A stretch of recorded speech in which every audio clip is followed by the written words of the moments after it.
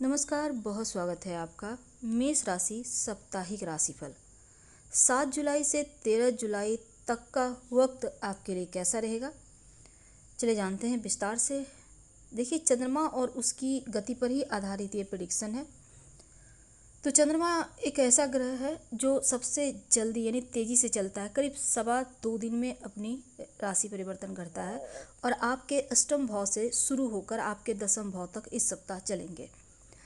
तो चलिए समझते हैं। मन के कारक चंद्रमा जिस भी भाव में जाते हैं, जिस ग्रह के साथ संबंध बनाते हैं, उसी अनुसार फल भी देते हैं। तो शुरुआत करते हैं। चंद्रमा का इस गोचर इस सप्ताह आपकी लाइफ को कितना प्रभावित करेगा, तो वीडियो के अंत तक बने रहें। और ये प्रेडिक्शन चंद्र राशि पर आधारित है। देखिए, 7 जुलाई को चंद्रमा आपके अष्टम भाव में रहेगा और 9 जुलाई की सुबह तक रहेगा। इसके बाद आपके नवम भाव यानी भाग्य भाव में जाएगा। तो देखिए, अष्टम भाव में चंद्रमा अच्छा नहीं माने जाते और यहाँ पर नीच के भी होते हैं। तो ऐसे में क्या होगा ना, थोड़ी सी सेंसिटिविटी ज़्यादा रहेगी और मंगल का प्रभाव है, अंगारक दोष बनाकर यहाँ पर। तो ऐसे में अष्टम भाव का खुद मंगल का है। तो अब देखिए क्या होगा, अनिश्चिततापूर्ण स्थिति रह सकती है। चंद्रमा आपके मन के कारक हैं, चौथे घर के स्वामी हैं। तो आप इमोशनली थोड़ा सा आपको लगेगा कि आप डिस्टर्ब हो रहे हैं, गलत निर्णय ले सकते हैं, गलत लोगों पर भरोसा कर सकते हैं। तो इस पर आपको ध्यान रखना है और अपना दिमाग यूज करें। गुरु से छठे षष्टक योग भी बनेगा, सकट योग। अब देखिए यहाँ पर क्या होगा ना, शुरुआती समय में थोड़ी भाग दौड़ रहेगी। शुक्र की दृष्टि है, सप्तमेश से धनेश है। पैसा तो आएगा, बिजनेस के मामलों में, करियर के मामलों में अचानक धन आ रहा है, इंक्रीमेंट वगैरह भी आपको मिलता दिखेगा। मानसिक रूप से थोड़ा सा यहाँ पर आपको ध्यान रखना है क्योंकि मन की परेशानी बढ़ेगी, मंगल का प्रभाव है। ऐसे में क्रोध आ सकता है, फ्रस्ट्रेशन भी हो सकता है। मानसिक चीज़ों पर ध्यान दें, ध्यान योगा करें, पॉजिटिव सोच रखें तो अच्छा रहेगा। और किसी पर भी आंखें बंद कर भरोसा ना करें, इसका ध्यान रखिएगा, आपके लिए बहुत अनुकूल रहेगा, नहीं तो यहाँ पर नुकसान होगा। हाँ, यहाँ पर धन के मामलों में आप लकी रहेंगे, धन आएगा। लव लाइफ में भी थोड़ा पेशेंस आपको दिखाना होगा और वैवाहिक जीवन ठीक है, बड़ा टेंशन नहीं है, लेकिन अब तक आप एक दूसरे को समझने लगे हैं तो यहाँ पर बेहतर है। जो विद्यार्थी हैं, पढ़ाई लिखाई के मामलों में थोड़ी सी मन की समस्या है, तो ऐसे में गायत्री मंत्र जरूर पढ़िए, भगवान सूर्य को प्रणाम करें। स्वास्थ्य के मामलों में खासकर जो लोग को पहले से प्रॉब्लम है डायबिटीज़ का या फिर ब्लड प्रेशर का, उनको थोड़ा ध्यान रखना है। और अब हम बात करते हैं 9 जुलाई से चंद्रमा आपके नवम भाव में आ जाएंगे।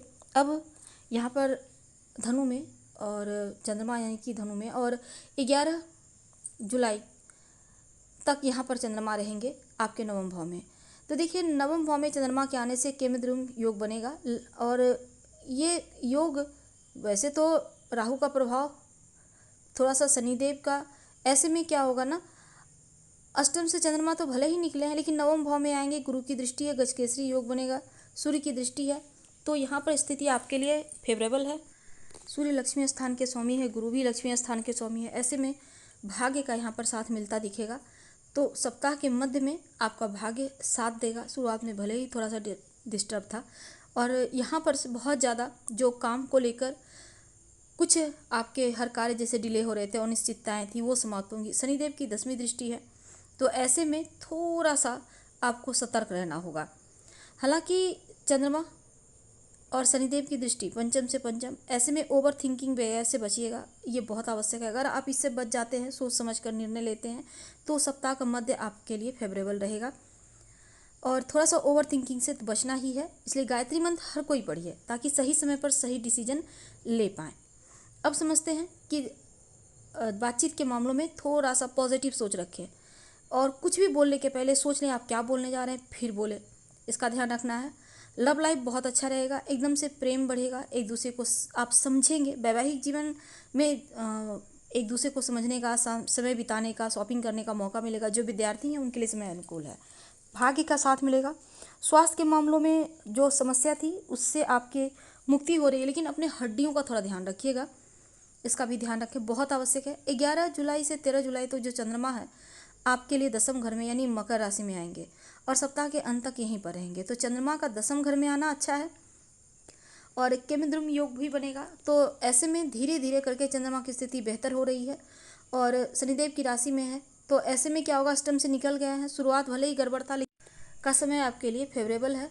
तो दशम में चंद्रमा आएंगे तो हर कार्य आप जांच परख कर करेंगे, निर्णय लेने में सतर्कता बरतेंगे और धन भी बचेगा। क्योंकि दशम घर में है चंद्रमा तो चौथे घर के स्वामी हैं। तो ऐसे में क्या होगा, प्रॉपर्टी खरीदने के योग बनेंगे, लेकिन कोई गलती ना हो इसलिए फोकस होकर काम कीजिएगा। खासकर जो लोग जॉब करते हैं, व्यवसायी भाई हैं, हर जगह ध्यान रखना है। कोई काम आपके हाथों से निकल गया है तो डरिए मत, वो फिर से आपके पास आ जाएगा। और इस समय एक और चीज़ है कि केयरफुल तो रहना है और ईगो मत दिखाइएगा, एकदम से झुक कर रहिए, क्योंकि फलदार वृक्ष हमेशा झुका रहता है और आप ऐसे हैं भी। बस थोड़ा सा ईगो पर कंट्रोल करें, छोटी छोटी बातों को इग्नोर करें, चिंता तो बिल्कुल भी ना करें, क्योंकि छोटी सी प्रॉब्लम अगर चिंता करेंगे तो वो बड़ा हो जाता है। इसका भी आपको ध्यान रखना है और पॉजिटिविटी लानी है, इस बात का भी ध्यान रखना है। वैवाहिक जीवन में थोड़ा सा ध्यान दें तो आपका रिश्ता और बढ़िया हो जाएगा। लव लाइफ बहुत खूबसूरत है। जो विद्यार्थी हैं, आप पढ़ाई लिखाई पे आपको ज़्यादा ध्यान रखना है, मेहनत कीजिए थोड़ा। और सप्ताह के अंत में थोड़ा सा कफ या फिर जैसे बारिश का मौसम है तो थोड़ा सा वायरस वगैरह का समस्या या स्किन की प्रॉब्लम हो सकती है, इसका ध्यान रखिएगा।